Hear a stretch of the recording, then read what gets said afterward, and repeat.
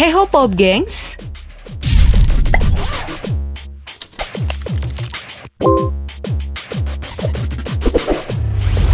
Seenggaknya hal inilah yang paling terdengar sesaat Rafael Alun Trisambodo selesai diperiksa sama KPK. Tolong, kasihan saya ya. Saya sudah lelah. Gak tahu gimana perasaan pria 4 anak tersebut. Dia pasti gak nyangka sih hidupnya yang sudah di atas awan malah harus jatuh karena kelakuan anaknya bernama Mario Dandi. Yah, kalau flexing-flexing mobil dan motor mewah sih, mungkin aja Rafael gak akan jatuh sedalam sekarang. Tapi sayang, si anak malah menghajar mantan pacar dari pacarnya sampai koma. Celakanya lagi, bocah bernama David yang dihajar oleh Mario adalah anak dari pengurus Ormas Ansor Pusat yang digawangi oleh Menteri Agama yang sekarang.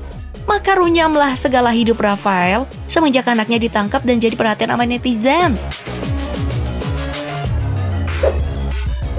Bukan netizen kita ya kalau nggak punya kemampuan menyelam handal di internet.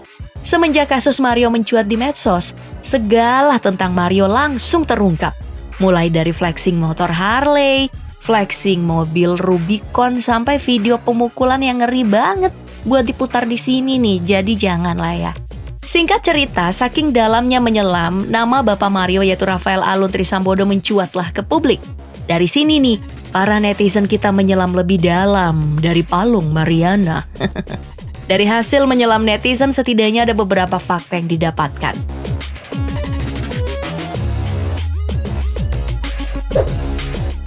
Satu, soal karir.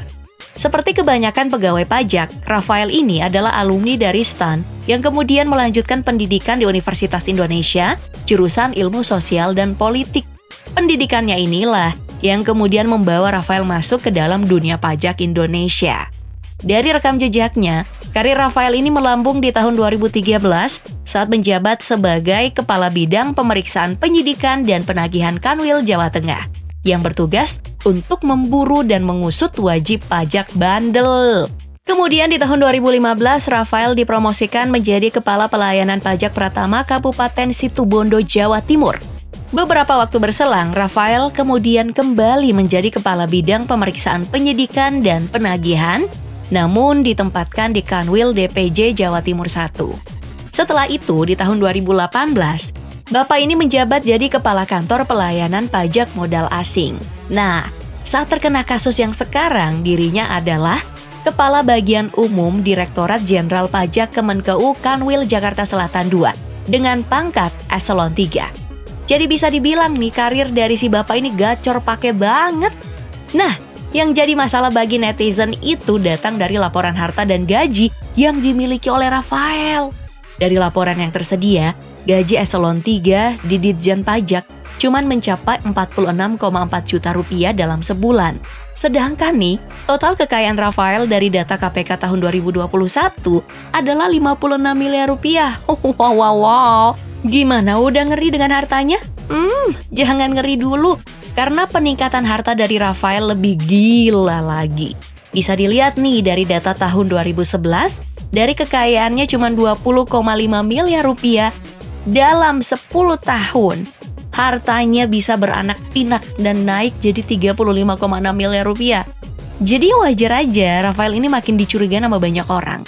Setelah kekayaannya ini mencuat, Rafael kemudian mencoba untuk mengundurkan diri sebagai PNS sesaat akan diperiksa oleh PPATK, BPK, dan juga KPK.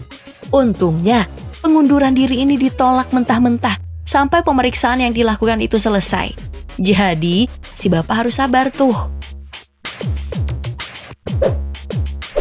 Hal kedua yang dihasilkan oleh netizen adalah pegawai pajak nih ternyata nggak bayar pajak. Wow, Rubicon yang dipegang Mario untuk pamer ternyata mati pajak. Padahal ya, pajak mobil ini cuma 6,6 juta rupiah setahun. Sebulan apa ya? Berarti secuil ya dari harta Rafael. Bukan cuman itu, mobil Rubicon ini juga ternyata sering pakai plat kendaraan palsu. Adeh, jadi pusing ya lihat kelakuan orang tajir. Nah, akibat hal ini jelas dong netizen kita yang sopan-sopan jadi nggak terima diginiin.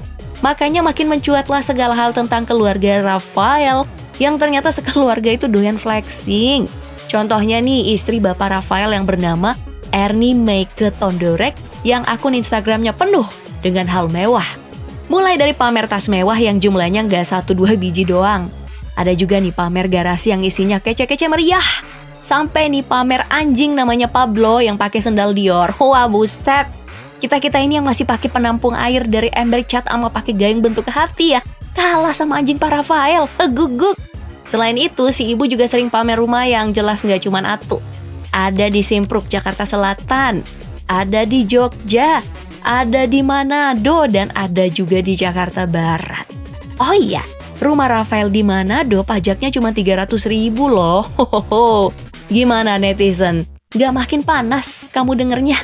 Selain persoalan flexing, netizen kita juga sampai tahu loh soal usaha yang dimiliki oleh Rafael dan keluarga. Dari penelusuran bapak dan ibu netizen kita, ditemukanlah usaha seperti coffee shop dan juga sebuah kos mewah. Pokoknya harta dari Rafael dan istri sepertinya emang cukup ya untuk 7 turunan, 8 tanjakan, dan 9 jalur kelok. Ya meskipun dari beritanya nih anak-anak dari Rafael problematik semua seperti yang terspill netizen di Twitter. Nah, dari hasil pemeriksaan yang didapatkan netizen kita persoalan Rafael, nah sekarang ayo kita maju ke hasil pemeriksaan dari KPK dan PPATK. Dari pemeriksaan KPK ada beberapa fakta yang terungkap. Pertama, Pak Rafael ini punya saham di 6 perusahaan.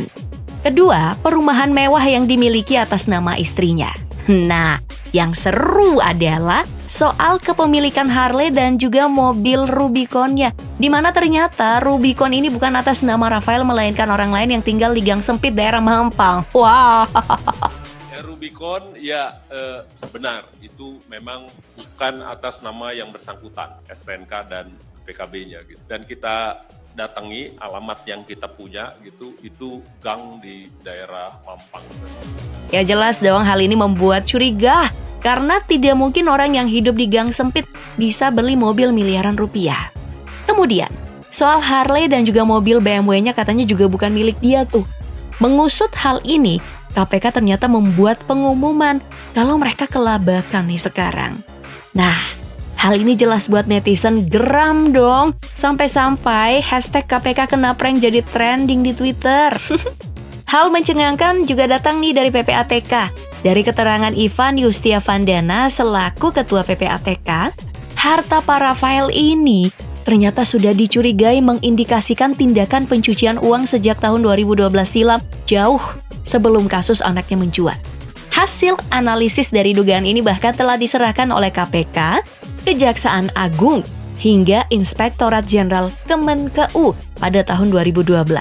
Makanya karena fakta ini mencuat, banyak tuh netizen yang menanyakan kenapa hal ini tidak pernah ditindaklanjuti, padahal sudah berlarut-larut lebih dari 10 tahun.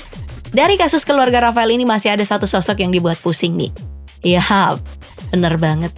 Ibu Sri Mulyani yang dapat badai soal orang jadi males bayar pajak. Banyak yang bilang, kalau pajak yang dibayar cuman buat pegawai pajak jadi makin tajir doang. Nah, kalau aku sih bayar pajak ya masih harus seperti apa yang dihimbau Ibu Menteri Keuangan ya, gengs. Mau pajaknya diselewengkan atau enggak, itu dosa mereka. Dan pasti dibalas kok di hari kemudian kelak. Asik, bijak banget ya. Tugas kita ini bayar pajak dan mengawal bagaimana pajak kita digunakan. Bener nggak? Oke deh, itu dulu buat hari ini. Sampai jumpa di video berikutnya. Bye-bye!